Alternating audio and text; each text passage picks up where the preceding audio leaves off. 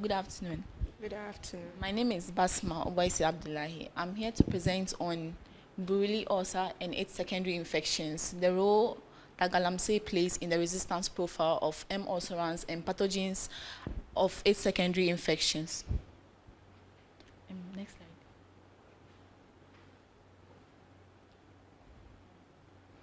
slide. So Buruli ulcer is a skin necrotizing disease. It's also one of the neglected tropical diseases, and it's been reported in 33 countries, with most cases in Africa and in Australia and in some parts of South America.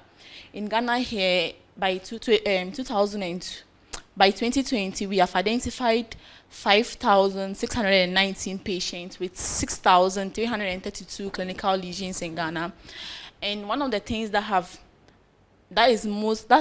affects M. ulcerans research is the transmission patterns. However, we know that M. ulcerans, which is the bacteria that causes Buruli ulcer, is typically associated with slow-moving or stagnant water. Next.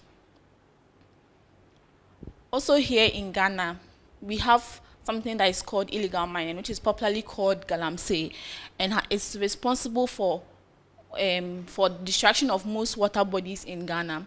Now, the WHO reveals that most drinking water in Ghana is contaminated by microorganisms. Now, because Buruli ulcer is associated with slow-moving contaminated water, and in Ghana too, we have presence of galamsey, which is causing stagnant contaminated water.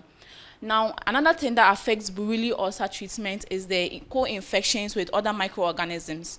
Now, these microorganisms have been able to survive in galamsey water, even though they are toxic due to high levels of metals. Now, because they are able to survive in these water bodies, my study seeks to associate how the mechanisms in which they are able to survive in this galamsey water and how they use it in antimicrobial resistance. Now, also in Ghana, galamsey is relevant in regions where Buruli ulcer galamsey is prevalent in regions where Buruli ulcer is prevalent, such as the Western region, the Ashanti region, and then the Eastern region, which makes it difficult for WHO to eliminate Buruli ulcer by 2030. Next. The aim of this study was to isolate and determine the resistance profile of the pathogens that are associated with the secondary infection in Buruli ulcer, specifically to isolate and characterize the pathogens, to determine the susceptibility profile of the bacteria, and then to profile the mechanisms the bacteria use to overcome antibiotic resistance. So for my study design, we took galamsey water from Ashanti region and the Western region, and then we took swab samples from people who had Buruli-like lesions. So any lesions on human beings that looks like it could be Buruli ulcer, we took them. We had 63 participants, from which we had 67 wound swabs. So for the galamsey water, we did a decontamination process in order to be able to culture our Mycobacterium ulcerans on M7H10 agar. And then from both the water samples and the patients, we isolated bacteria to determine their resistance profile and then their antibiotic resistance mechanism. For the resistance profile, we did the Dix diffusion method and then the minimum inhibitory concentration method. For the antibiotic mechanisms, we chose the biofilm and then the efflux pump. We chose biofilm because the ability of the bacteria to survive in this galamsey water is determined based on how they are able to prevent the toxic metals in the galamsey from penetrating into their skin. And then the efflux pump, based on the ability of the bacteria to continuously remove toxic metals from its body. Next. So for the isolation of the bacteria from the galamsey water, we had 32 bacterial isolates from Ashanti region and 12 from Western region. And then for the clinical samples, like I said, we had 65 bacteria. 37 of which were gram-positive and 6 were gram-negative. And then for the galamsey, we had 27 of the bacteria being gram-positives and 17 of them being gram-negative.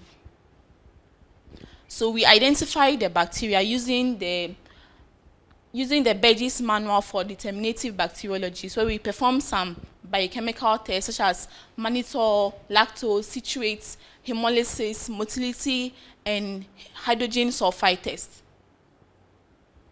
So in water samples, we've been able to identify Staphylococcus aureus, Streptococcus species, Vibrio species, Aeromonas, Enterobacter, and other forms of Staphylococcus species, Pseudomonas, and Klebsiella pneumonia. And in the clinical samples, we see that the bacteria that we isolated from the water and the clinical samples are basically identical. So we did a Dix diffusion method to determine whether the bacteria that we isolated are resistant or susceptible to the antibiotics.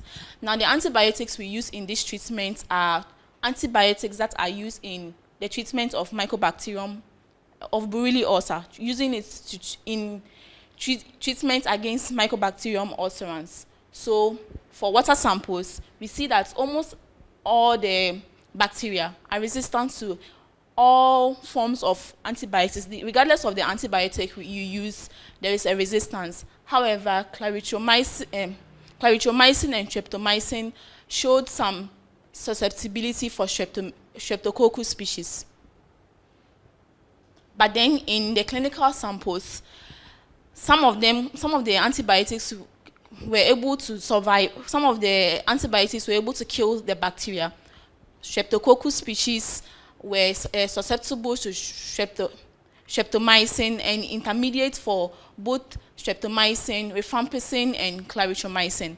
You see the resistant pattern is not as severe as those from the galamsey water. Next. So we moved on to determine whether our bacteria can form biofilms, and if they can form biofilms, what is the pattern? Is it a strong biofilm forming bacteria? Is it weak, or is it an intermediate?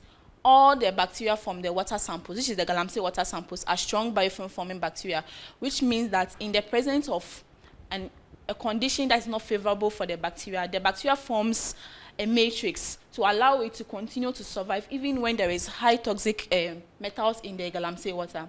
This next. And for the clinical samples, some of the bacteria were weak or medium biofilm forming, and some of them were strong biofilm forming bacteria.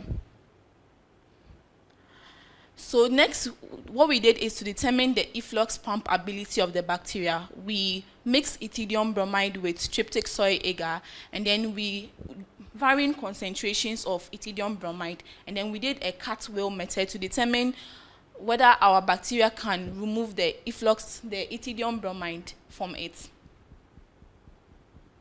So at different, we used 2, 4, 8, 16, and 32 microgram per ml of ethidium bromide.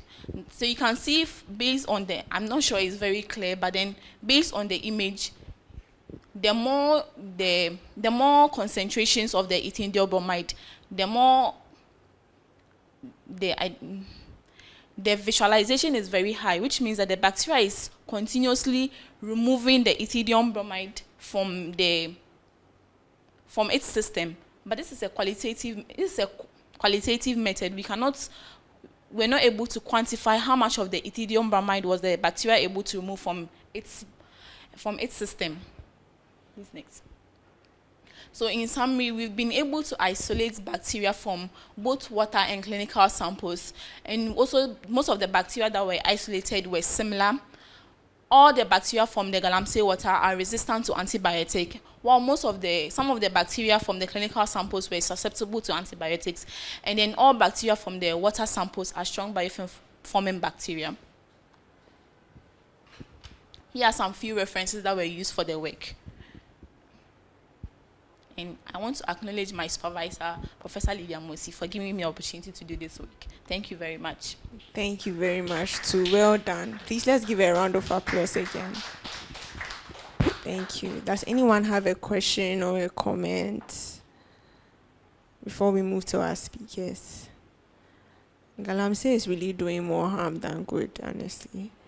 So, Dr. Abo, please, do you have any And comments? Yes, please. thank you very much, Basma, for your presentation. Very, very loaded, but I could understand what you were saying. It looks like, as our facilitator said, the Galamsey is doing a lot of harm. If we are in 2026, and you mentioned that the WHO wanted to eradicate Brody ulcer by 2030. Yes, please. So we have 4 years to go. Yes. My question is, what do you think? Is it getting more and more impossible, or there's a way out? I think it's getting more and more impossible because even without galamsey, Buruli ulcer is not something that is talked about because it doesn't really affect people in urban areas or people who have access to high quality water. And so it's in the rural areas and it's not mostly talked about. And then we have galamsey compounding the problems with secondary infections, making it difficult for us to eradicate Buruli ulcer.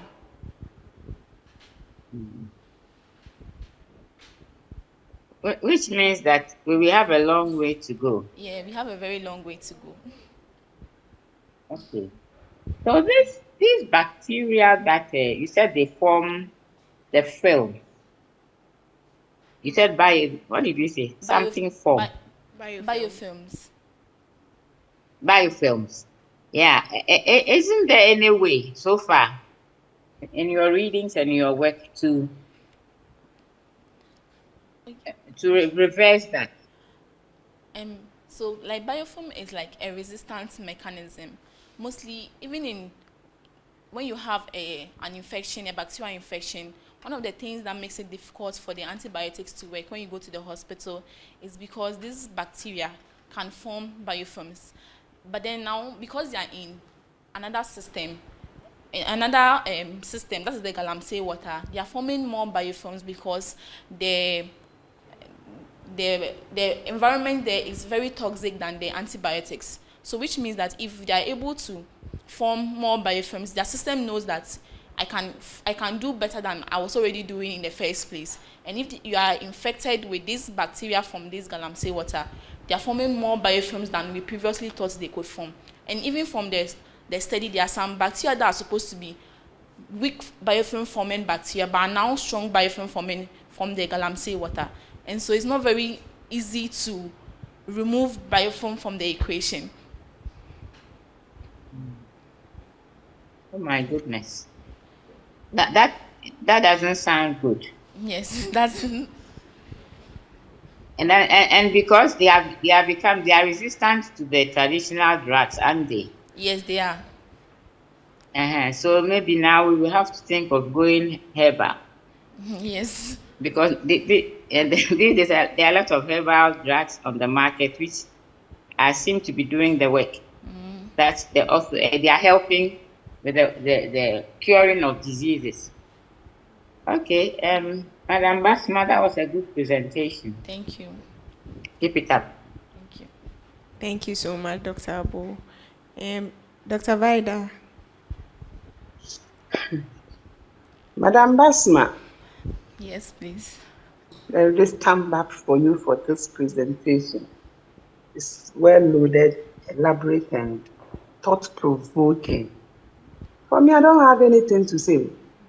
I don't have anything to say because if we know the extent to which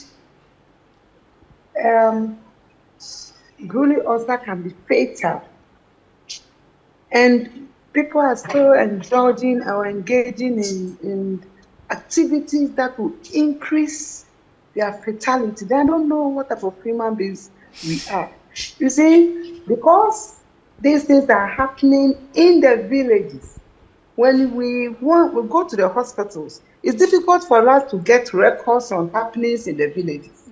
Yes. Because they hardly go to the hospitals. We have saw that look like, and we have saw that are bully ulcer. But these village people treat all these sores, whether brucellosa or look like sores, and they just apply anything. So I just always ask, what is the essence of your research, madam? Okay, so What is the essence of it? What are the borders of your research? What does the research mean to address? Because for me, as I sit here in Cape Coast, I'll just listen, get the knowledge in it. I will be so happy that a young lady has presented this thing this way. But how will the impact? Who will feel the impact? Okay, so my research is like a comparative study to compare resistance and to like create awareness on how galamsey is increasing resistance, which you are already trying to fight. And Okay. because these secondary infections, I'm looking at secondary infections because I study Borrelia ulcer, but then these bacteria are known to cause other diseases too. And so if you have a high resistant bacteria and then they cause diseases which are prevalent even in urban areas, then we have a problem. So it is very important that we create awareness on how galamsey is not just affecting just water bodies, even though it's very important, affecting our quality of water. It is very important that we look at galamsey beyond just water and how it's affecting us in our health. Yes, that's what I'm saying. You see, when it comes to water, that is why galamsey has to do with water. When it comes to water, it has to do, it's a whole health thing. It's not only in brucellosa ulcer, intestinal diseases, infections, whatever. Even when there is stagnant water or slow moving water, as you said, and someone pours rubbish in it, it creates a whole lot. It even affects our childbirth. So what all that I'm saying is that it is just one way, the water and then the brucellosa ulcer. But if this water or these galamsey activities are stopped and our water get healed, it takes a lot of diseases away, which includes brucellosa ulcer. So all that I'm saying is, what do you intend to do with the findings of your work? What do you intend to do? Will you go out there to educate them? Sometimes they don't know the outcome.